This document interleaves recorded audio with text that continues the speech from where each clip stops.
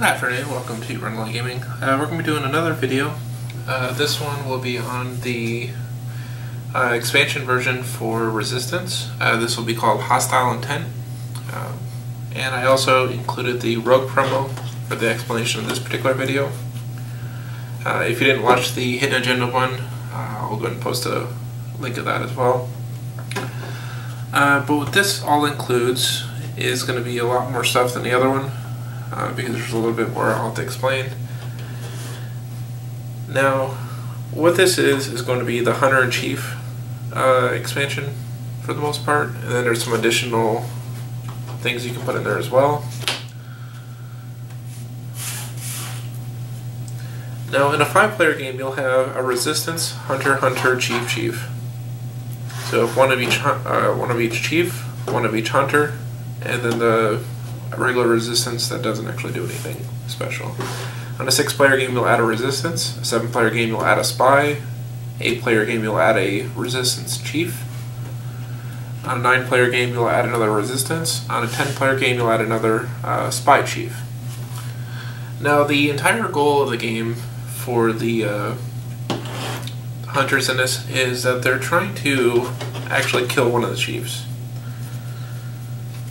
Now, how that gets played, though, is that they are trying to... Each of these will come out at different times. Now, the Hunter only comes out when the Chief fail has been thrown. So, the Spy Chief can only throw a Chief fail. They cannot throw a regular fail. If they throw the Chief fail, the Spy Hunter will actually reveal himself. And from that time on, the Spy Hunter always is known that this is one of the spies here. At that point, once the Chief fail has been thrown, he can then start accusing people. And that's pretty much how the game's going to play from there. Now, how it ends up actually working, though, is the game will continue until one of the Chiefs are dead. If the Hunter's right, the Hunter's team win. So let's say if the Resistance one calls out the Spy Chief, then the Resistance will actually win at that point. If the Spy Hunter calls out the Resistance Chief, the Spies win. If they are wrong, however, because it does occur, if it would have been a successful mission, that flips over to being a failed mission. So it actually will change the result of that particular mission. So let's say if the mission that actually happened would have succeeded. Oh, sorry, let's say if it failed. And then the Spy Hunter revealed himself and then had to try and kill someone there, but he calls out the regular Resistance here. Then at that point, even though it was a failed mission, it becomes a successful mission. So it kind of helps the Resistance when they mess up on it. Now, on the third successful mission, the Resistance Hunter will then flip himself over. Once he flips himself over, he can now make his accusation. Now, I suspect the big reason they did that is because of the chance of actually guessing. In a 5-player game, you only have 2 spies. Now, the Hunter here doesn't actually know who their people are, but they could probably determine when the Chief fail was thrown. That's probably someone on that particular mission, whether it be 2 people or 3 people sent. It is going to drastically lower the number of people that they had sent on it. So, as far as who could be the candidate for it. So usually when the Resistance Hunter is revealed, it's going to be a very quick game at that point. If this Hunter hasn't actually achieved killing the Resistance side yet, this one's probably going to get it very quickly anyway. Now in a larger game, you'll end up getting 2 Chiefs, so that's another thing. Because on a 5-player game, you only have 1 of each. 6, 7, you have 1 of each. Once you get 8 players, there's 2 Resistance. So if you call out either Chief, the Spies will win. So the Hunter has 2 chances of getting it out of 1, 2, 3, 4, 5. Out of 5 people, so fairly good odds, all things considered. And then at the 10-player game, there's 2 Chiefs on each side. So there are going to be a little bit more things that could possibly go wrong there. Now, if you're just playing with this part of it, and we're not including the rest of the additional stuff, you're going to actually hand out one chief fail, one success, and one failure per player. As I said, the only person that can throw a chief fail is the spy chief. They cannot throw any. They can either throw the success or the chief fail. A regular spy cannot throw a chief fail. So a regular spy can only throw a success or a fail, and then the actual resistance can only throw a regular success. So that is the baseline, what comes with the hunters and the chief part of it. Now you have these 4 other agents. These are kind of like additional modules that you can kind of use with it. You have we'll go with the deep agent first. He does not know who the spies are. Now the spies do know who he is, but he does not know who the other spies are. So it's kind of hard for him to work together with the other spies because he's kind of blind at the time. The coordinator is actually known by the chiefs. So if they're, like, let's say if you were to put this coordinator in as this one here, the coordinator will be known by the other chief, but the coordinator does not know who the chief is. A lot of this will be just going over different ways of explaining, like how you each reveal each other, but that's essentially what's going to happen, though, is the coordinator is going to be known by the other chief. And what that's mostly used for is the chief can now go, I know at least the coordinator, because the chief does not know who the hunter is. Now the chiefs normally know the other chief, so a lot of times the chiefs are actually kind of blind. The same thing with the spy chief. The spy chief does not actually know who the hunter is, but the hunter does know who the chief is. And as I said, there's an explanation of how you could read out different things, to reveal different people within the group, but effectively you would just go through that and explain who is that, who's on that particular mission. But the coordinator is going to be known by this chief here. Now the downside is if you try to find out, like if you do actually assassinate this one with a hunter, the hunter still wins, because if you accuse the coordinator, it counts as a chief as far as that goes. Now you have the deep cover. Deep cover does not know who the spies are. Oh, sorry, we already went over that one. Dummy agent may reveal themselves as the chief. This is going to be more so dealing with the like Inquisition, or what? Sorry, because when the hunters actually try to find out who it is, they're actually going to get a card here. So they can reveal themselves as a chief, not a chief, or a chief. So that's one thing that they can actually do as well. They actually reveal themselves as a chief. If a dummy agent is investigated at all, that's going to deal more with the investigator, which we'll go over a little bit more on that as well.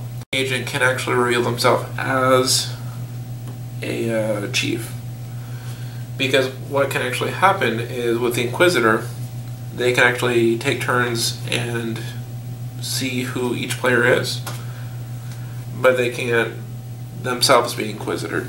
And I'll kind of go over more information on why that might be relevant later. And the pretender, they appear as a deep agent.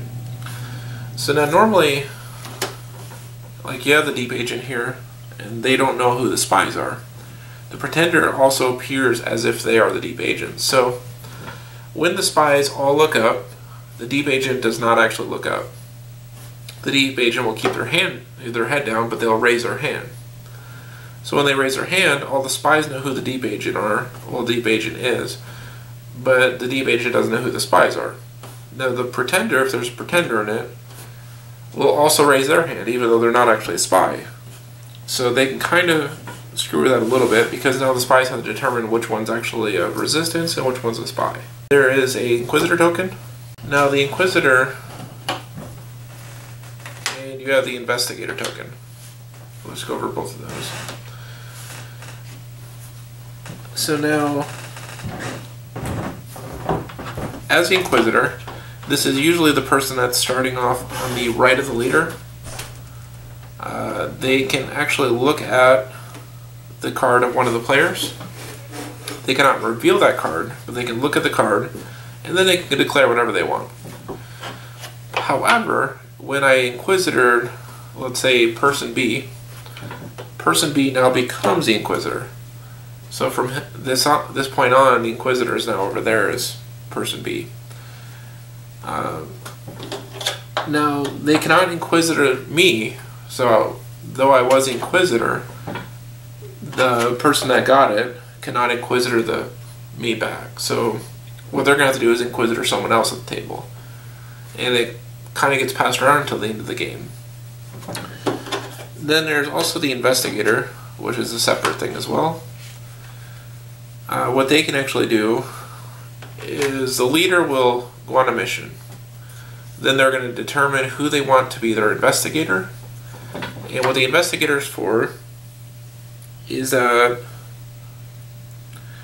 if the mission were to fail, the investigator is able to question somebody to see if they're a resistance or a spy. And what they're going to actually do is have loyalty cards here for the inquisitor. Now the inquisitor cards will be either spy or resistance. So I will pass this deck to someone. They are going to slide me one of those cards back, and then at that point I'll know, okay, are they a spy or resistance? And that's as far as the sorry, that would actually be the inquisitor cards. The investigation we usually use the same thing for. Would be a spy or resistance card, and then at that point you can tell if they are or not. And however, with the investigator, if you run the investigator module, if the mission is successful, the leader of that particular group is actually going to look into someone. So they basically pass the same card as the investigator to determine, is this person a spy or are they resistance? Now, if it's an investigator, they can only investigate someone that's currently on the team. If it is the leader, they can investigate anyone at the table. So sometimes that might be more beneficial if you want to try to, curve your bet against someone else later.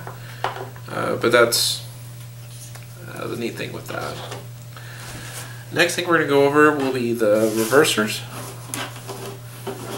The reversers bring a certain level of chaos to the game. Now, if you play the reversers, these can actually be used within the hidden agenda version of it, or that can be used as part of the hostile intent, or you can just use it completely separate from both of them. The reversers can play the reverse card. Whenever you play the reversers, each player gets a reverse card in addition to their other cards that you need for that particular round. If you play a reverse card, so let's say if two people are on the mission and a success was thrown and a reverse was thrown, it will take whatever the mission was without the reverse and change it to the opposite. So right now the mission would be successful, reverse would make it a failure. However, let's say if you went on a mission with a spy, so when we show the results for it, there's a success, a fail. So right now the mission would have failed otherwise. A reverse would have changed it into a success. So it does add a little bit of additional chaos to the game. Now the thing is, the resistance or the spy could do that, because there's one on each team. So they can play reverse as well as the spy can. So effectively, what makes this a little more difficult is that since the resistance is already blind, they're not actually sure who their partners are. The spy one actually knows who the other people are on the team. So if you put another spy on the team, they may not throw their fail because they don't know you're the reverser, however, but they do know that you are a spy. So so that is something to take into consideration, is that with the reversers in play, it's a little bit more difficult because you don't know if they're going to reverse what happens. So if the mission would otherwise fail, the reverse could put it into a success. Or if a successful mission, the resistance one could actually reverse it into a failure. So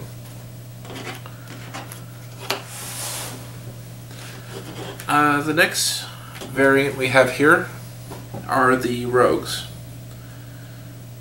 Now the rogue is unknown to spies, the spy one, and then the resistance one can actually play the rogue success cards, which is a separate card altogether. Now, their purpose is actually to win the game by themselves. They don't actually care about winning with the rest of the group. Now, if they win with the rest of the group, you can kind of call it a victory, but not really. Their goal is to win by themselves. Now, in order to do that, the resistance rogue has to throw a rogue success on a mission that succeeded, and then in addition to that, be on the last mission that succeeds. So, for example, let's say the first mission the rogue got on there and threw a rogue success. Right now he has one of those. Now he has to be on the third mission that also succeeds. So let's say the second mission fails, the third mission fails, the fourth mission succeeds. He's not on that mission, so he wasn't able to throw a rogue success. And then the fifth mission, he was able to throw another rogue success.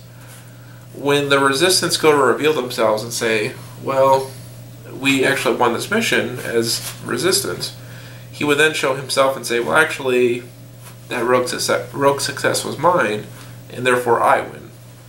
So it's kind of a little bit different of a variant, but he's trying to seek the victory for himself. Now, the rogue spy is not known by the other spies. So another thing is, it kind of hurts their own teams because they're not really sure who the rogue spy is. Now, the rogue spy, what they're trying to do is get on 2 missions that fail. So they want to be on one mission that fails, and then they want to be on the last mission that fails. So again, it's the best out of 5. If there were 3 failed missions, and they were on at least 2 of them, one of those being the last mission that fails, then they'll steal the victory as well. And as I said, since the spies don't actually know who the rogue is, they're not entirely certain who they're trying to keep off the team. So it becomes a little bit of a back and forth game between the spies as well. So what these 2 variants do, the reversers and the rogues, they add a certain level of distrust even amongst your own team. So all the spies are kind of looking for who the rogue spy is, or who the rogue reverser is, because they could screw up all the plans if they do that. So that's a couple little additional things with that. Now, to add a few more things, you also have a sergeant. Now, this is just a token. It's not actually a role that's given out. Well, it's not a role that you start out with. But the leader that chooses a mission can then choose someone to be a sergeant for the mission. And what this is useful for is that they have this watch token. What they do is they actually hand this watch token to a player at the table. And what the watch token is that particular person is under watch. They cannot throw a rogue success if they're under watch. So what that's beneficial for is that if you manage to throw this on the player that has the resistance rogue, they cannot throw the rogue success, and therefore it kind of gives you a little bit of an edge against that person that might be able to throw that rogue success. So it kind of makes the game playable if you're playing in a small enough game, so that way the sergeants are trying to find out who the resistance rogue is, so that way they can keep them from stealing the victory of the game. So it's kind of a neat little variant of it as well. And then the sergeant's kind of an additional module to it. Now, the rogues themselves are part of a promo, so as far as I know, they're not actually part of Hostile Intent. I just added them onto this video to make things a little bit easier, instead of making a third video that's separate for that. The rest of this here should all be part of Hostile Intent. So the version I got is actually the Kickstarter version, so it actually has both of them in the same box. I just separated my videos just to make things easier. So I hope you enjoyed the video. If you haven't seen the previous resistance video or the hidden agenda one, I'll go ahead and probably put a link, links on the bottom of the video. That way you can actually see those as well if you choose. Otherwise, thank you for watching Rundlii Gaming, and you have a good day.